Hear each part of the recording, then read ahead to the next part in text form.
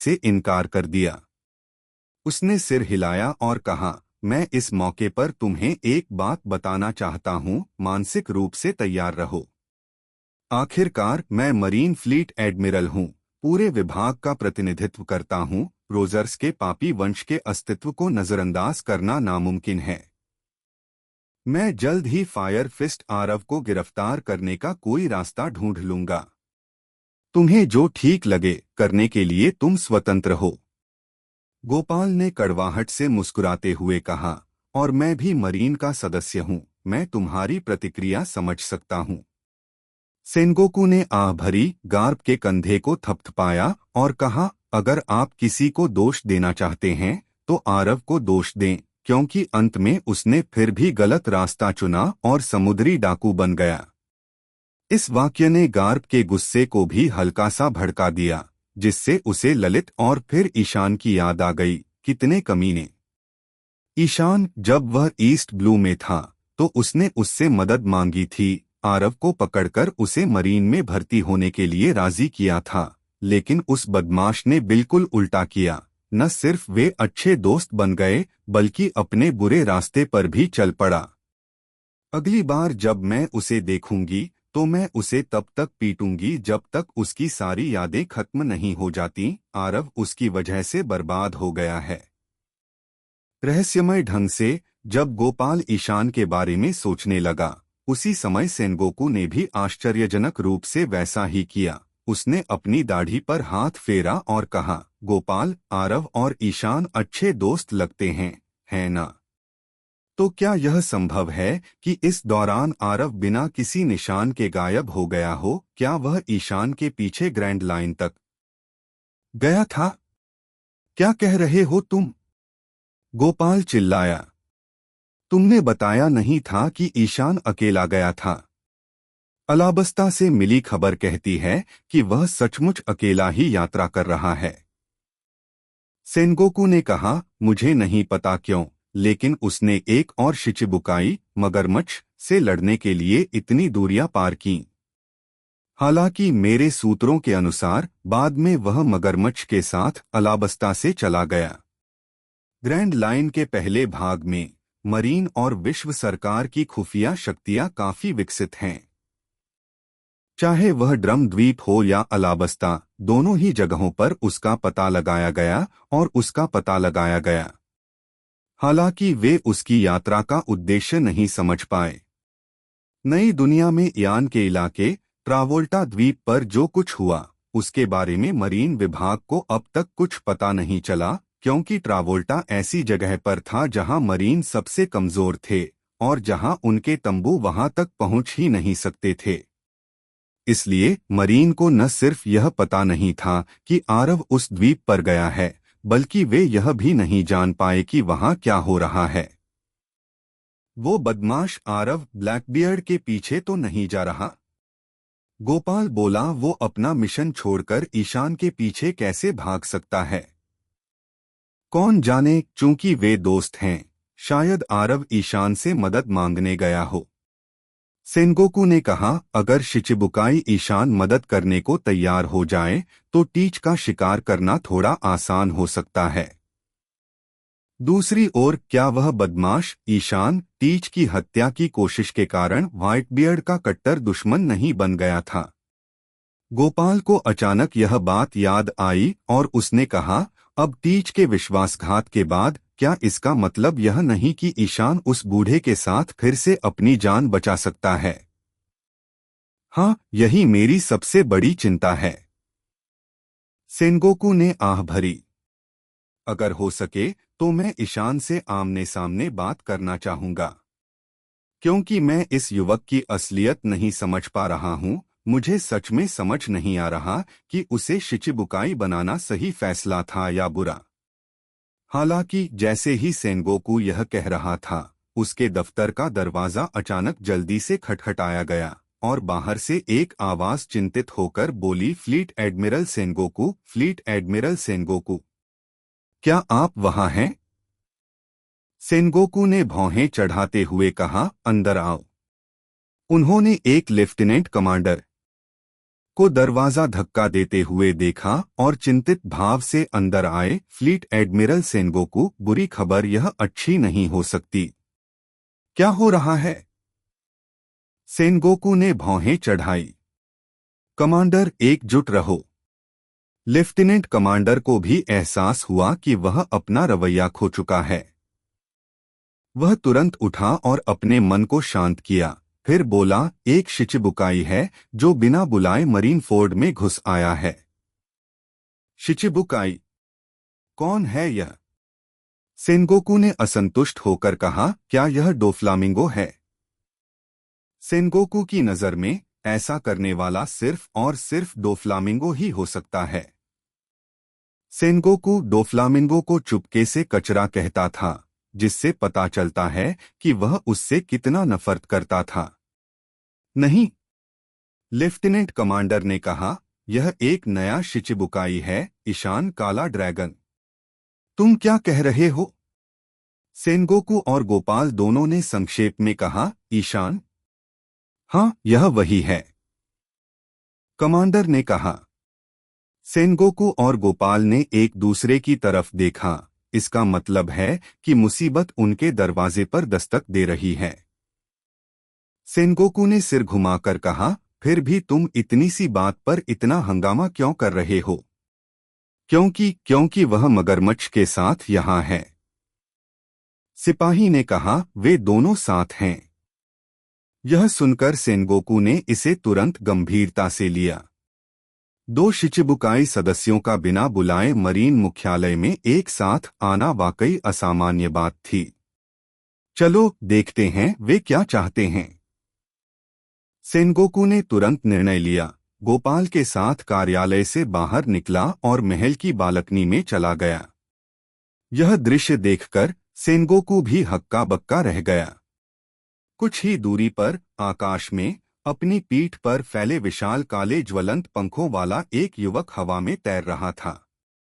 कहने की जरूरत नहीं कि यह व्यक्ति स्वाभाविक रूप से ईशान है, और उसके पीछे रेगिस्तान का राजा मगरमच्छ था, जिसका ऊपरी आधा हिस्सा भी एक अच्छे खासे बवंडर में उड़ रहा था। दोनों मरीनफोर्ड स्क्वायर के ऊपर लहराते और अकड़ते हुए उड़ रहे थे। नीचे खड़े सैनिक घबरा गए। इस समय उनमें से कई चौक की ओर दौड़ पड़े, अपनी बंदूकें उठाईं और हवा में उन दोनों पर निशाना साधा। हालांकि वे जानते थे कि ये दोनों शिचिबुकाई के सदस्य हैं, कोई नहीं बता सकता कि वे इस अवांछित व्यवहार का क्या करना चाहते हैं।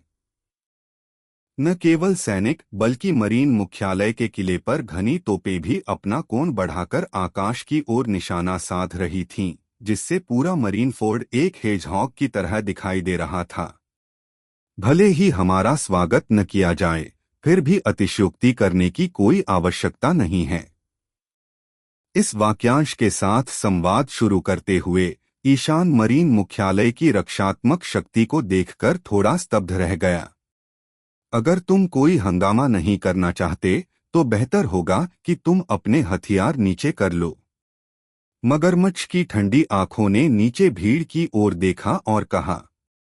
परिणामस्वरूप दोनों उड़कर मैरिनफोर्ड के चौक पर आ गिरे। जमीन पर पहुंचकर ईशान ने इधर-उधर देखा। उनके पीछे एक अर्धचंद्राकार झील थी, तो ईशान को अचानक याद आया कि यही वो जगह है जहां व्हाइटबर्ड पायरेट्स ने मरीन्स से लड़ाई लड़ी थी। ईशान और मगरमच्छ के उतरने के बाद वे जल्द ही सैनिकों से घिर गए, लेकिन फिर इनमें से कुछ समुद्री सैनिकों ने बीच में एक रास्ता बना दिया और दोनों के सामने एक सुंदर आकृति प्रकट हुई। यह व्यक्ति लाल सूट और सफेद मरीन कोट पहने हिना थी। मुंह में सिगरेट दबाए और दोनों हाथों को क्रॉस करके वह ईशान की ओर बढ़ी। जैसे ही ईशान ने हिना को देखा, उसने खुशी से हाथ उठाया और कहा, अरे हिना-सान, हम फिर मिले। चुप रहो।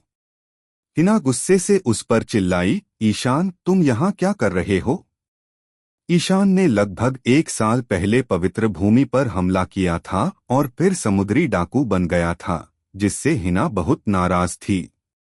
अब अचानक ईशान शिचिबुकाई बन गया है, यानी वह मरीन के पक्ष में है। इसलिए उसके पास ईशान को डांटने का कोई कारण नहीं था। हालांकि इस बार इयान की हरकतों ने मरीन विभाग को परेशान कर दिया। यह बिन बुलाए आगमन उनके लिए काफी डरावना है। और संयोग से हिना ही थी जिसने ईशान को घेरने वाली टीम का नेतृत्व किया था, इसलिए वह निश्चित रूप से ईशान से बात करते समय सामान्य लहजे का प्रयोग नहीं करेगी। ईशान मुस्कुराया और बोला, इतना घबराओ मत। मैं वैसे भी काफी समय से शिचिबुकाई में हूँ, इसलिए मुझे कभी कभार मरीन हेडक्वार्टर आना पड़ता है। मुझे उन लोगों से मिलना है जिनके साथ मैं काम करता हूँ। क्या तुम्हें ऐसा नहीं लगता? लेकिन मरीन्स ने तो भर्ती का कोई आदेश ही जारी नहीं किया। हिना ने गंभीरता से कहा, अगर मुख्यालय आना है तो कम से कम हमें तो बता दो। ईशान ने कंधे उचका दिए, दरअसल मरीन के मौजूदा प्रदर्शन से यही पता चलता है। हालांकि मरीन ने इन लोगों को शिचिबुकाई नियुक्त किया है, लेकिन जरूरी नहीं कि वह उन सब पर भरोसा करे। वरना जब ये बिना बुलाए आ जाते हैं तो इतना हंगामा क्यों होता? ठीक है, मेरी गलती। ईशान इस वक्त उनसे उलझने में बहुत आलस कर रहा था। ये अचानक हुआ है, इसीलिए मैं आया हूं। मुझे फ्लीट एडमिरल सेनगोकू से मिलना है। मैं समझ सकती हूं, लेकिन उसका क्या? हिना ने ईशान के पीछे मगरमच्छ की ओर इशारा करते हुए कहा, दो शिचिबुकाई एक साथ दिखाई दिए, तुम क्या करना चाहते हो? परिणामस्वरूप मगरमच्छ ने ठंडे स्वर में कहा, मेरी ओर ध्यान मत दो, मैं स्वेच्छा से नहीं आया हूं।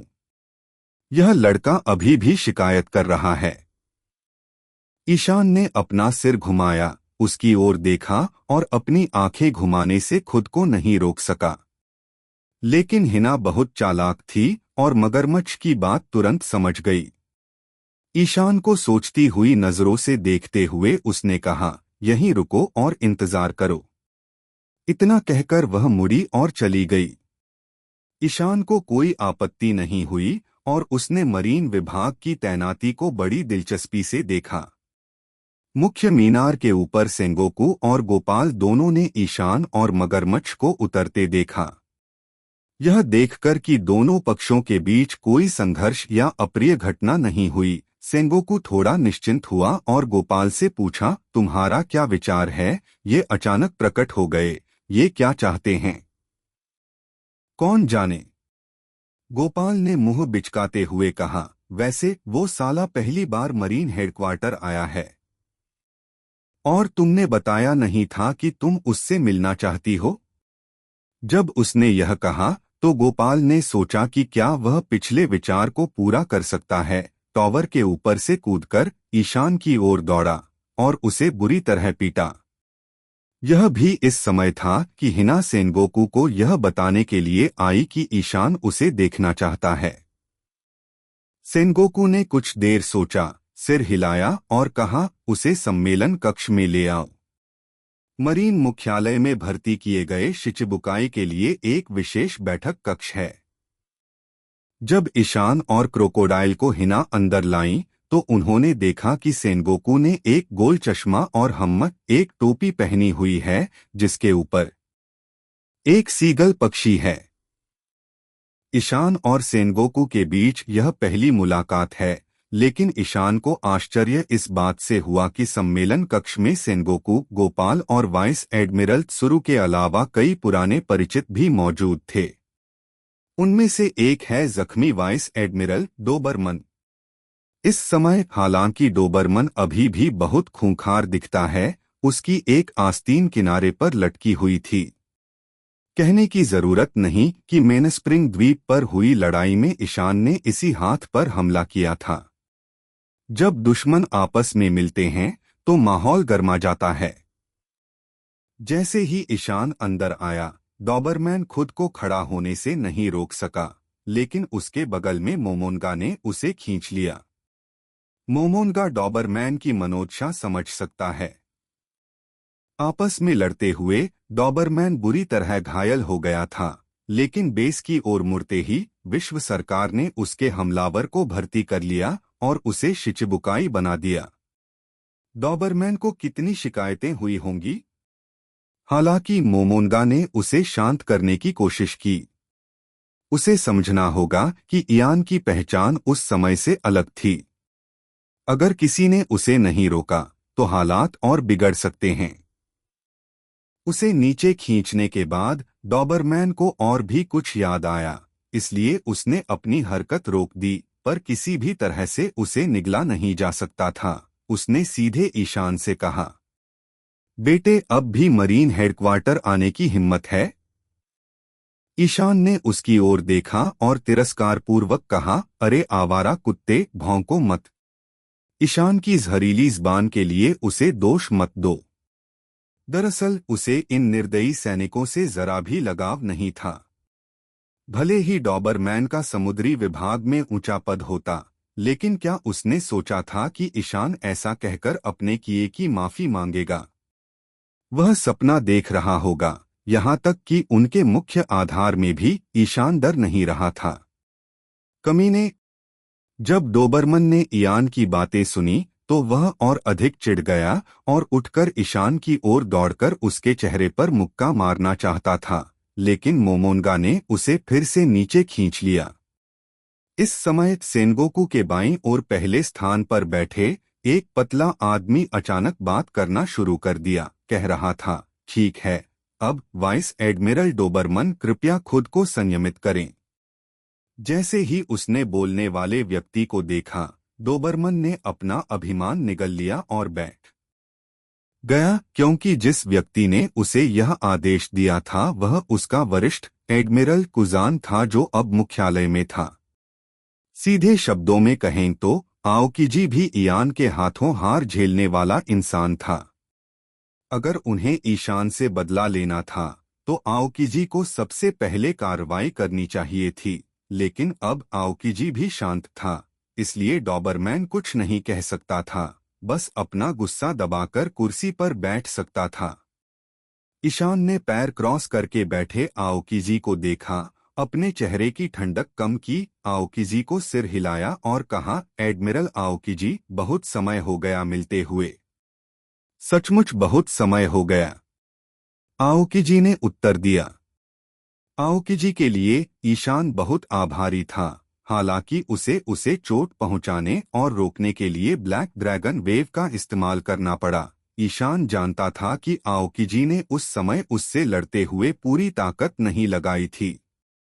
अगर वह अपने मिशन को अंजाम देते हुए थोड़ी भी ढिलाई नहीं बरतता तो शायद ईशान के पास सभी बचाए गए गुलामों को जहाज पर चढ़ाने का भी समय नहीं होता। भागने की तो बात ही छोड़िए। मैं उनका सम्मान करता हूं जो मेरा सम्मान करते हैं और जिनके अच्छे कर्म उन्हें सम्मान देते हैं। ईशान आज भी मनुष्य की दयालुता को याद करता है। आओकिजी का अभिवादन करने के बाद ईशान मुस्कुराया और गोपाल की तरफ देखा। उसे वो दृश्य याद आ गया जब आरव गोपाल से मिलने को तैयार नहीं था। गोपाल ने इयान की मुस्कान देखी और गुस्से से डांटने से खुद को रोक नहीं पाया। अरे साले साले, पता है तूने हमें कितनी तकलीफ दी है? ईशान ने हाथ फैलाकर कहा, क्या तुम मुझे दोष देते हो?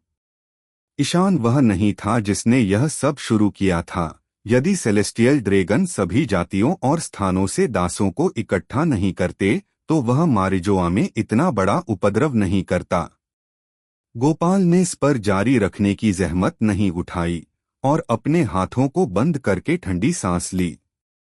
ठीक है, चलो तुम्हारे अचानक आने के बारे में बात करते हैं। सेनगोकू ने मेज खटखटाई और कहा, ईशान, हम पहली बार मिले हैं। सच कहूं तो मैंने हमेशा तुम्हारे शिचिबुकाई में शामिल होने का विरोध किया था, लेकिन चूंकि विश्व सरकार ने तुम्हारी उपाधि को पहले ही स्वीकार कर लिया है, इसलिए मुझे इसमें कुछ नहीं कहना। वैसे तुम यहाँ मैरिनफोर्ड में क्रोकोडाइल के साथ आए थे, लेकिन मुझे कोई सूचना नहीं मिली। क्या तुम मुझे बता सकते हो कि क्यों?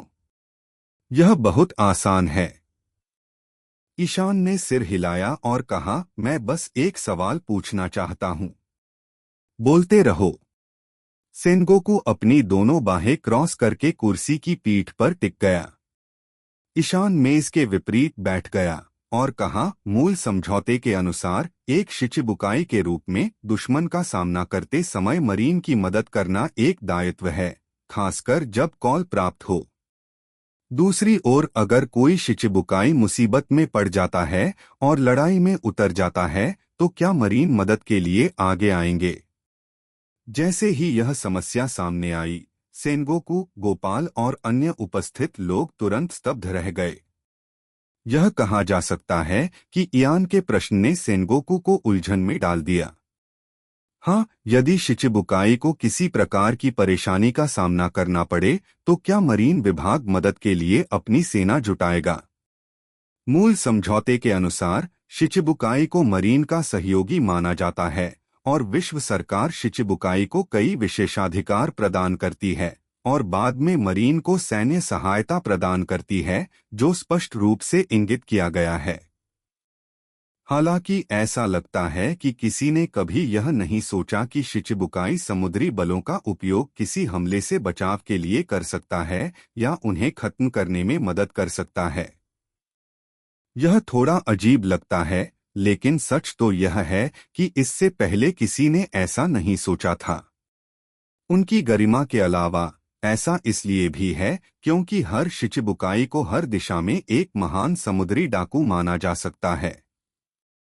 ऐसे लोगों के पास आमतौर पर ऐसी कोई समस्या नहीं होती जिसका समाधान न हो सके।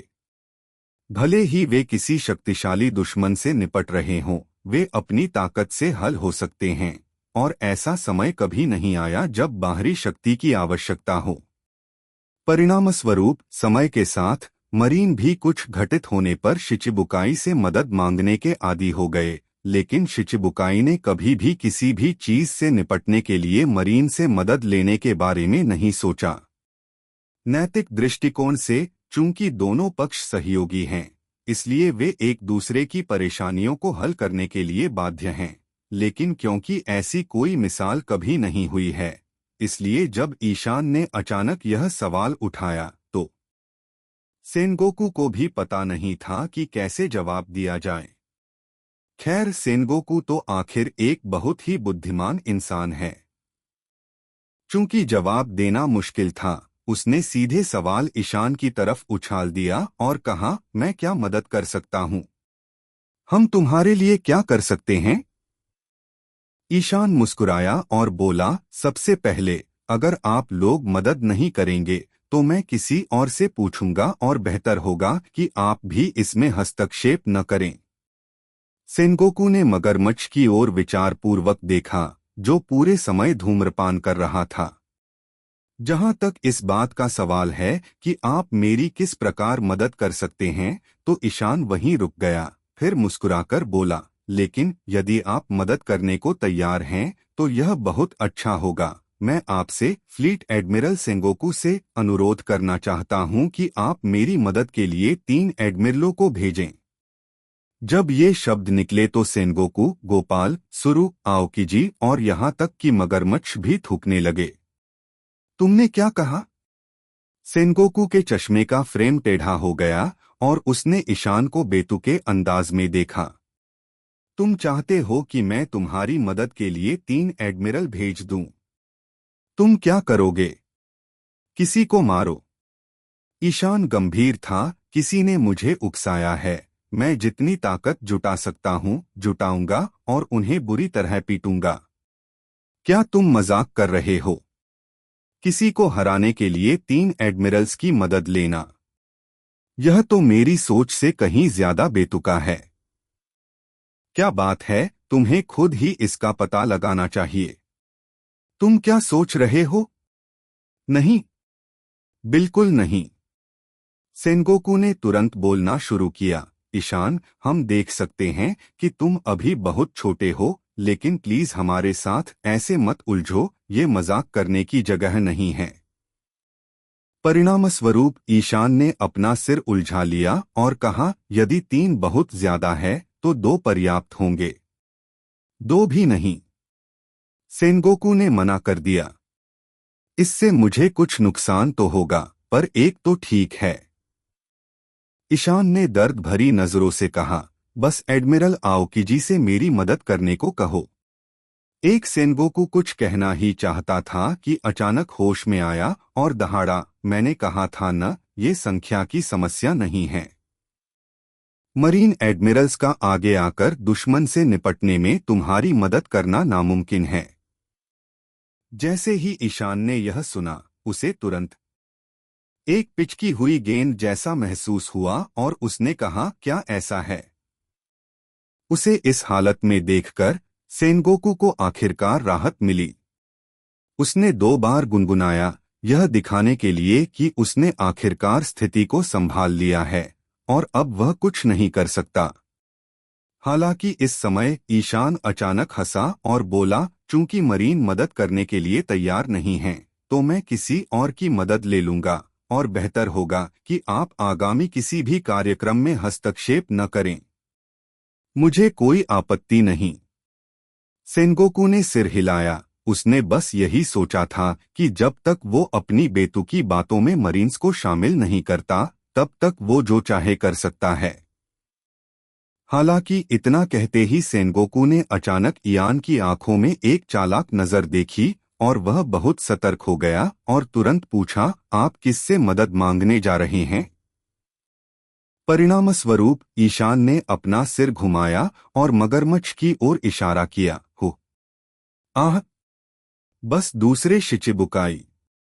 जब ईशान ने यह कहा तो मगरमच्छ अचानक सभी के ध्यान का केंद्र बन गया, जिससे उसने ठंडी सांस ली और अपनी आंखें घुमाईं।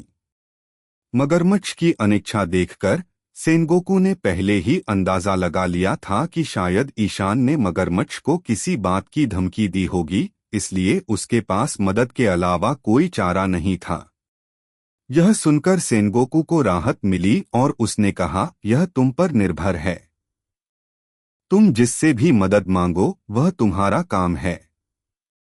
जब ईशान ने यह सुना तो उसकी आत्मा उसके पीछे प्रकट हुई और सेनगोकू को एक थप्पड़ मारा। यही तो मैं आया हूं। मुझे कहना होगा कि रॉबिन का तरीका वाकई काम का है। सेनगोकू को देखने के बाद ईशान सीधे मुद्दे पर आया और तीनों एडमिरल से मदद मांगी। लेकिन ये तीनों एडमिरल कौन हैं? ये मरीन विभाग की ताकत हैं, जब तक कि उनका सामना किसी बड़ी घटना से न हो, जैसे किसी विद्रोही दुश्मन का सफाया करना या किसी योंको का सामना करना, वरना वह तीनों एडमिरल को एक साथ लड़ते हुए कभी नहीं देख पाएगा। सेनगोकू के सहमत होने के विचार पर विचार करने के लिए वह बहुत सोच विचार कर रहा होगा, लेकिन इससे नौसैनिकों की मनोवैज्ञानिक अपेक्षाएं फिर भी बढ़ गईं। इसलिए जब सेनगोकू ने इयान के अनुरोध को अस्वीकार कर दिया, तो ईशान ने मगरमच्छ को अपने साथ लाने का अवसर लिया, जो कि एक शिचिबुकाई भी है, और सेनगोकू के पास आपत्ति करने का कोई कारण नहीं था। विशेष रूप से वह इस बात से अवगत नहीं था कि ईशान न केवल मगरमच्छ को अपने साथ ले जाना चाहता था, बल्कि अधिक शिचिबुकाई को भी मदद के लिए खींचना चाहता था। इस तरह ईशान द्वारा जयदेव और भावना हैनकॉक को बुलाने के बाद सेनगोकू इस बारे में कुछ नहीं कह सका, क्योंकि ईशान ने उसे पहले ही इसकी सूचना दे दी थी। उसने बस इस मामले के बारे में थोड़ा छिपाया था, जो कि वह लाने वाले सरदारों की संख्या है। ईशान को उम्मीद नहीं थी कि मरीन उसकी मदद करेंगे। इस रिपोर्ट के बाद भले ही मरीन ने शिचिबुकाई के बीच गठबंधन पर रोक लगा दी हो, वे इस मामले में कोई हंगामा नहीं कर पाएंगे। इससे भी अच्छी बात यह है कि चूंकि मगरमच्छ यहाँ ईशान के साथ है, सेनगोकू सोच सकता है कि दूसरे शिचिबुकाई भी मगरमच्छ की तरह व्यवहार करेंगे। चूंकि उसे उनके गठबंधन में कुछ अजीब सा आभास हो गया था, इसलिए उसे यकीन था कि इयान के दुश्मन से निपटने के बाद मगरमच्छ के साथ उसका रिश्ता खत्म हो जाएगा। कुछ लोग कह सकते हैं कि ईशान पागल हो रहा है, लेकिन क्या शिचिबुकाई के सभी लोग अत्याचारी और घमंडी नहीं हैं? लेकिन फिर भी अगर वह किसी और शिचिबुकाई के साथ गठबंधन करने के बारे में सोच रहा है, तो वह मरीन के रवैये पर ध्यान क्यों देगा? यह आसान है। जो लोग शिचिबुकाई बनने के सरकारी निमंत्रण को स्वीकार करते हैं, उनकी हमेशा मरीन या विश्व सरकार से मांगे होती हैं। एक बार अगर वे दूसरे पक्ष को सचमुच नाराज कर देते हैं तो वे अपनी शिचिबुकाई उपाधि खो देंगे, जो कि परेशानी की बात है। यही कारण है कि तथाकथित अनिवार्य भर्ती शिचिबुकाई के लिए प्रभावी है। ईशान अपने प्रति मरीन के रवैये को नजरअंदाज कर सकता है, लेकिन जयदेव या हैनकॉक जैसे अन्य शिचिबुकाई ऐसा नहीं कर सकते। ईशान मरीन फोर्ड में यह रिपोर्ट बनाने आया था ताकि कोई परेशानी न हो। वह किसी से मदद मांगने की योजना नहीं बना रहा था, जिससे बाद में दूसरे पक्ष को परेशानी हो। अपने लक्ष्य को सफलतापूर्वक प्राप्त करने के बाद ईशान संतुष्ट था, इसलिए उसने भालू के कान की टोपी उतार दी और सेंगोकू को सलाम किया और कहा, फिर हम चले। पीछे मुड़कर ईशान और मगरमच्छ एक साथ बैठक कक्ष से बाहर चले गए। उसके बाद सेनगोकू उच्च स्तरीय समुद्री जनरलों के एक समूह के साथ बैठा था और उन दोनों को जाते हुए देखने के बाद बैठक कक्ष में सन्नाटा छा गया। थोड़ी देर बाद गोपाल ने अपने सफेद बालों को खुजलाया और सोचा, मुझे हमेशा ऐसा क्यों लगता है कि चीजें उतनी सरल नहीं हैं जितनी दिखती हैं। सुरु ने आह भरते हुए कहा, मैं भी ऐसा ही सोचता हूँ। सेनगोकू ने कुछ देर सोचा और पूछा, इयान के दुश्मन कौन हो सकते हैं? क्या वह किसी सम्राट से लड़ने वाला है? उसने तीनों एडमिरल के बारे में पूछा था। आओकिजी ने दोनों हाथ अपने सिर के पीछे रखे और कहा, शायद उसके इलाके में कोई समस्या है। नई दुनिया में हमारी खुफिया सेनाएं बहुत कमजोर हैं। अभी तक कोई नई जानकारी नहीं है। अगर वह किसी से कड़ी टक्कर भी ले रहा हो तो भी हमें उसके बारे में तभी पता चलेगा जब वह खत्म हो जाएगा। सेनगोकू कुछ देर के लिए चुप हो गया और अचानक बोला, कुजान, यदि तुम कर सको तो मैं तुमसे कहना चाहूंगा कि तुम जाओ और उनका पीछा करो, यह देखने के लिए कि क्या हो रहा है। लेकिन शरारत मत करो, मुझे हमेशा लगता है कि यह बदमाश ईशान कुछ छुपा रहा है। ठीक है। आओकिजी उठ खड़ा हुआ और लंबा दिखाई दिया। उसने कुर्सी से लटकी जैकेट उठाई, कंधों पर डाली और धीरे धीरे मीटिंग रूम से बाहर चला गया। मुख्यालय छोड़ने के बाद ईशान और मगरमच्छ बंदरगाह पर लौट आए। यह बंदरगाह स्वाभाविक रूप से वह बंदरगाह था जहां विश्व के नेता और राजा लेवेली विश्व परिषद में आने पर उतरते थे। जब ईशान दुनिया के इस हिस्से में पहुंचा तो उसे एक और जहाज लेना पड़ा। उन्हें पहाड़ पर चढ़कर मारिजोआ पहुंचना था, लाल रेखा पार करके, और दूसरी तरफ से नई दुनिया में प्रवेश करना था। वहां केवल साबो ही भेष बदलकर ईशान का इंतजार कर रहा था। आखिरकार यह मरीन फोर्ड, मरीन मुख्यालय और क्रांतिकारी सेना के चीफ ऑफ स्टाफ है। साबो की हिम्मत यहाँ दिखाई देती है, जो एक बड़ा जोखिम है, इसलिए उसे सावधान रहना पड़ा। निको, ऋतु, काजल और हैक की बात करें तो ईशान और क्रोकोडाइल के मरीन फोर्ड पहुंचने से ठीक पहले वे बाकियों से कुछ समय के लिए अलग हो गए थे। हैक एक मछुआरा है, इसलिए इयान की व्यवस्था के तहत वह समुद्र तल पर मछुआरे द्वीप पर गया। ईशान ने जयदेव को एक पत्र लिखा और हैक से उसे पहुंचाने के लिए कहा। ईशान को विश्वास है कि पत्र देखने के बाद जयदेव मदद करने को तैयार हो जाएगा। ओयाजी फिशमैन द्वीप के प्रति बहुत दयालु हैं। जयदेव व्हाइटबर्ड के प्रति कृतज्ञ थे और हमेशा उनके प्रति कृतज्ञता बनाए रखते थे।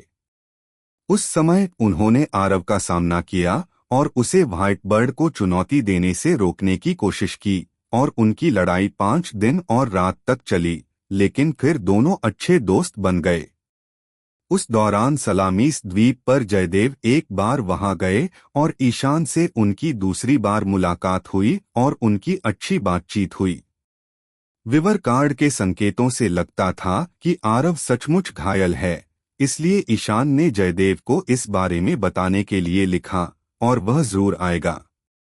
जहां तक काजल और निको ऋतु की बात है, उन्हें ईशान ने अमेजन लिली के पास हैनकॉक को एक चिट्ठी देने के लिए भेजा था। वे लड़कियां हैं, इसलिए सिर्फ लड़कियों वाले द्वीप पर उतरना इतना अजीब नहीं होगा। ईशान भावना हैनकॉक को आमंत्रित करने को लेकर भी आश्वस्त था। उस समय किसी ने भी हैनकॉक से कुजा समुद्री डाकुओं को मेनस्प्रिंग द्वीप पर लाने और मरीन के पीछा छुड़ाने में मदद करने के लिए नहीं कहा था। इस बार ईशान ने उसे व्यक्तिगत रूप से पत्र लिखा था, इसलिए वह निश्चित रूप से मना नहीं करेगी। हालांकि हो सकता है कि हैनकॉक के व्यक्तित्व के साथ निको ऋतु और कोआला का उससे संपर्क करने का मिशन इतना आसान न हो, लेकिन उन्हें यकीन था कि वे इसे संभाल सकते हैं। थोड़ी देर इंतजार करना कोई बड़ी बात नहीं है। आखिरी व्यक्ति अंकल कुणाल की बात तो और भी आसान है। साबो के पास उस तक पहुंचने की शक्ति थी। बस बात यह थी कि अंकल कुणाल मदद करने को तैयार होंगे या नहीं। ईशान इसकी पुष्टि नहीं कर पाया, क्योंकि वह आखिरकार एक क्रांतिकारी सेना कैडर है। शायद छिपे विचारों के कारण वह इस मामले में शामिल नहीं होना चाहता होगा। साबो से मिलने के बाद तीनों ने अपना पिछला जहाज छोड़ दिया और मारिजोआ की ओर सड़क पर चले गए। यह कहना वाकई मजेदार है कि मशहूर आगजनी करने वाला ईशान अब विश्व सरकार की मंजूरी से खुलेआम रेड लाइन पार कर सकता है। यह इयान की मौजूदा शिचिबुकाई पहचान के लिए एक वरदान है। उसे अनुमति मांगने की भी जरूरत नहीं है। जब तक इस नेविगेशन चैनल के लिए मरीन जिम्मेदार हैं और वे इयान की पहचान पहचानते हैं, वह बिना किसी रोक-टोक के इसका इस्तेमाल कर सकता है। इसलिए जब ईशान ने इसके बारे में सोचा, जब वह मारिजोआ के और करीब पहुंच रहा था, तो वह मुस्कुराए बिना नहीं रह सका। यह बहुत विडंबनापूर्ण है न? तुम मुस्कुरा क्यों रहे हो? इयान के हाव भाव देखकर मगरमच्छ खुद को पूछ नहीं सका। मैं सोच रहा हूं कि जो इमारतें मैंने 1 साल पहले जला दी थीं, क्या उनकी अब तक मरम्मत हो चुकी होगी? ईशान ने अपनी ठुड्डी छुई। जब साबो ने यह सुना तो वह मुस्कुराए बिना नहीं रह सका और फुसफुसाया, क्या तुम इसे फिर से करने के बारे में सोच रहे हो? ईशान ने कंधे उचकाए, हाथ फैलाए और कहा, अभी मेरा मूड नहीं है। हाँ, और अगर मैं इस बार पटाखे जलाने के बारे में भी सोचूं, तो मुझे यकीन है कि विश्व सरकार तब तक चैन से नहीं बैठेगी जब तक वे मेरा सिर नहीं फाड़ देते। दोनों के बीच दिलचस्प बातचीत हुई, लेकिन उनके बगल में बैठा मगरमच्छ उदास चेहरा बनाए रहा। अरे, ये कौन लोग हैं? साबो नाम का ये आदमी भी निडर क्यों है? आखिर ये आदमी कौन है? मारिजोआ के द्वार में प्रवेश करते ही ईशान ने पाया कि वहां और भी कई समुद्री सैनिक और काले सूट पहने विश्व सरकार के अधिकारी पहरा दे रहे थे। ऐसा लगता है कि मारिजोआ के सुरक्षा बल काफी मजबूत हो गए हैं। ये गार्ड उन दूसरे आवेदकों की योग्यता की जांच कर रहे थे जो रेड लाइन पार करना चाहते थे। इनमें से ज्यादातर लोग धनी व्यापारी और रईस थे। इयान के अनुसार इन लोगों को तो पासिंग टिकट मिल ही जाएगा, लेकिन कुछ अन्य नागरिकों का रास्ता पूरी तरह से बंद कर दिया गया था।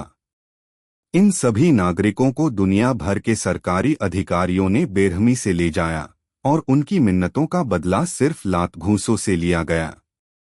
भले ही वे समुद्री डाकू न हो, ईशान ने थोड़ा सोचा और अचानक उसे समझ आ गया। ये शायद उन्हीं के आदेश हैं।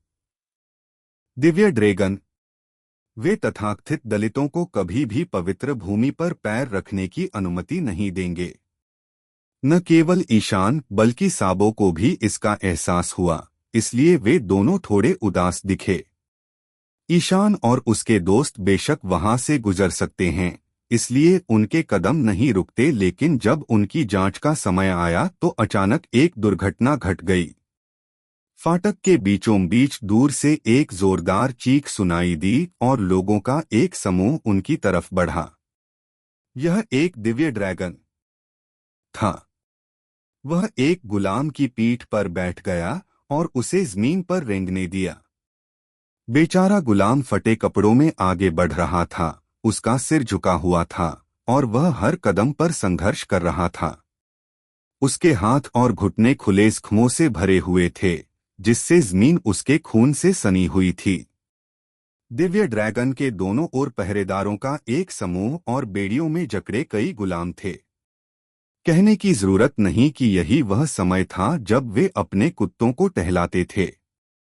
जब दिव्य ड्रैगन इतनी दूर आया तो सड़क के दोनों ओर खड़े लोग तुरंत जमीन पर घुटने टेककर, सिर झुकाकर उसके प्रति सम्मान प्रदर्शित करने लगे। जल्दी करो, घुटनों के बल बैठ जाओ। जैसे ही उन्होंने गेट पर दिव्य ड्रैगन को देखा, विश्व सरकार के अधिकारियों ने गेट के बाहर समीक्षा का इंतजार कर रहे लोगों को जल्दी से चिल्लाकर कहा, बदतमीजी मत करो वरना भुगतना पड़ेगा। जो लोग अक्सर मारिजोआ आते हैं वे मूलतः नियमों को समझते हैं, इसलिए वे व्यापारी और कुलीन लोग एक साथ घुटनों के बल बैठ गए। यहाँ तक कि आम नागरिक भी, हालांकि वे परिचित नहीं थे, यह स्थिति देखकर बाकी लोगों की तरह जल्दी से नीचे उतर गए। इससे वे बड़ी मुसीबतों से बच गए। जैसे ही सभी लोग घुटनों के बल बैठे, केवल ईशान और अन्य दो ही दिखाई दिए और वे मुर्गियों के झुंड में सारस के रूप में प्रकट हुए। क्या तुम घुटने नहीं टेकोगे? ईशान ने मगरमच्छ को मजाकिया नजरों से देखा। कचरे के अस्तित्व के लिए मुझे झुकने की जरूरत नहीं है। मगरमच्छ ने मुंह में सिगार दबाए हुए तिरस्कारपूर्वक कहा। हाँ हाँ।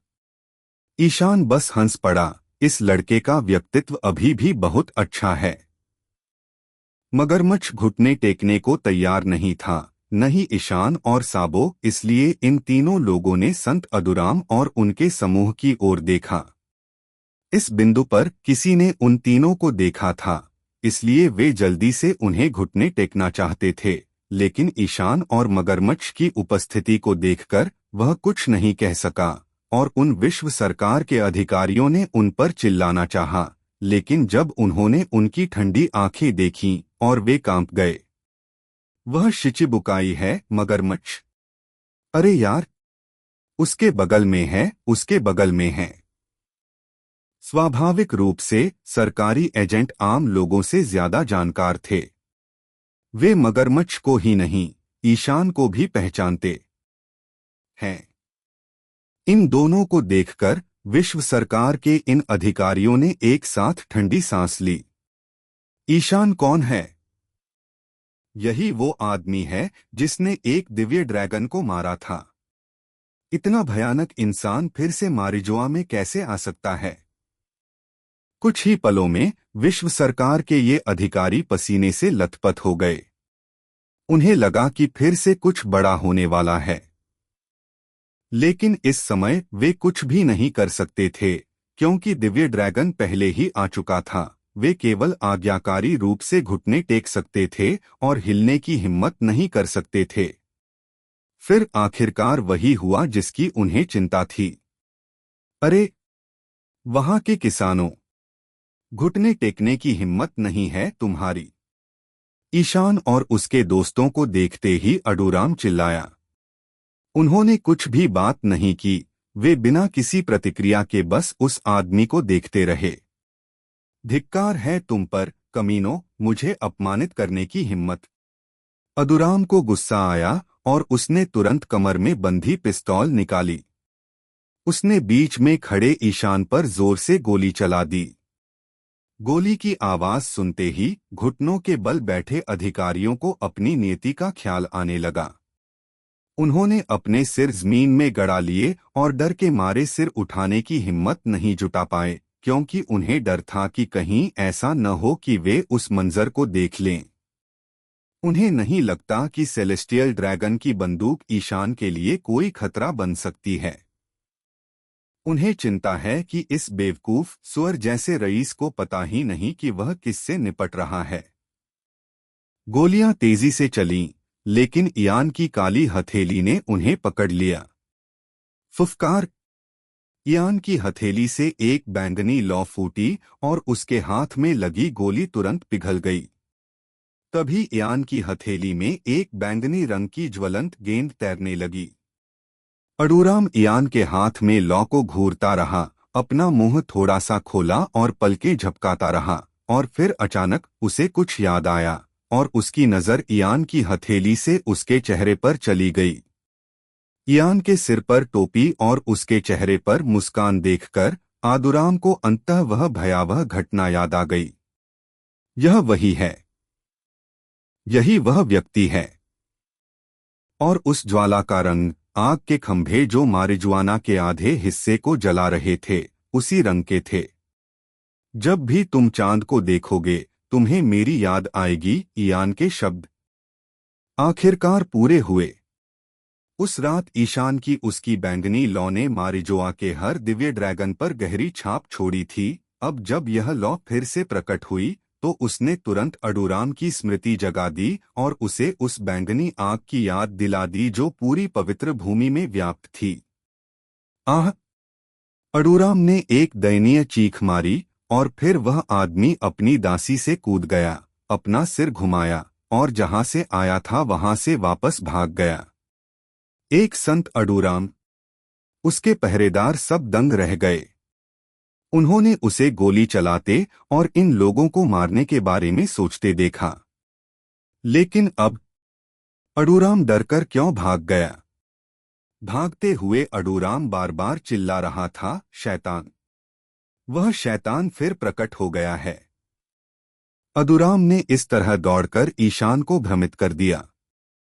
उसने सोचा है कि अगर दिव्य ड्रैगन उसे देख लेंगे तो उनकी क्या प्रतिक्रिया होगी।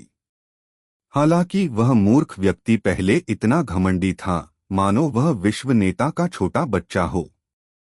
फिर भी उसे पता होना चाहिए कि उसकी वर्तमान पहचान एक शिचिबुकाई है, पहले जैसी नहीं।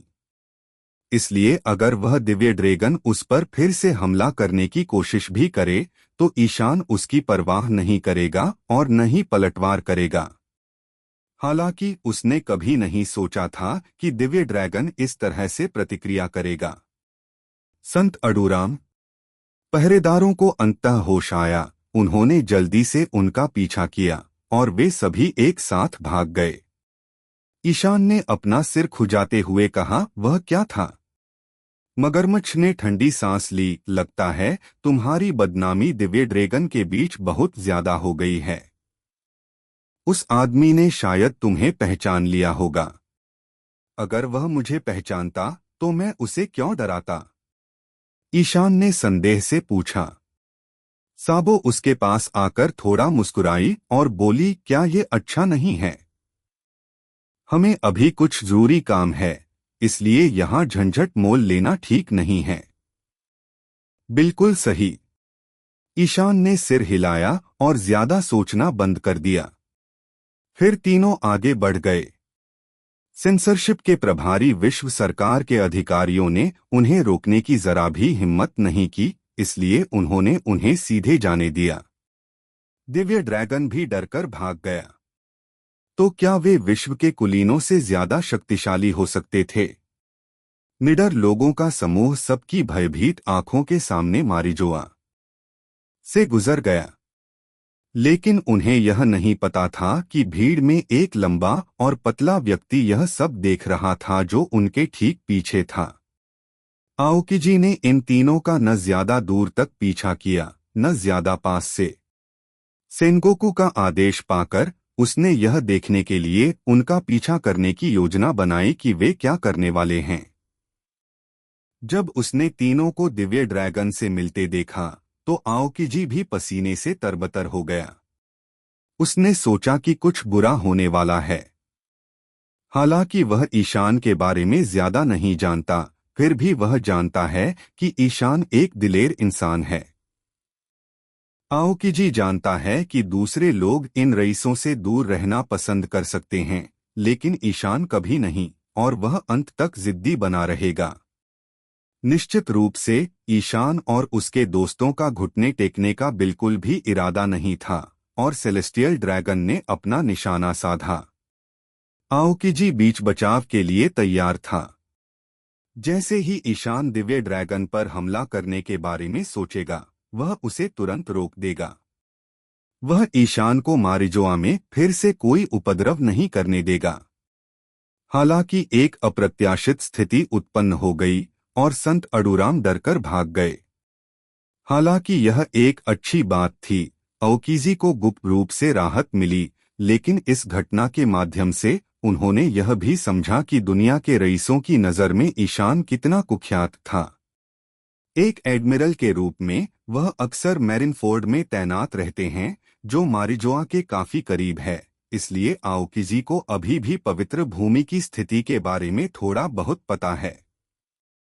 पिछली बार जब ईशान ने मारिजोआ में आग लगाई थी और गुलामों को रिहा किया था, तब से सेलेस्टियल ड्रैगन पहले तो बेहद नाराज थे और ईशान को पकड़कर उसे सबसे क्रूर तरीके से मौत की सजा देना चाहते थे ताकि एक मिसाल कायम हो सके। हालांकि जब मरीन के लगातार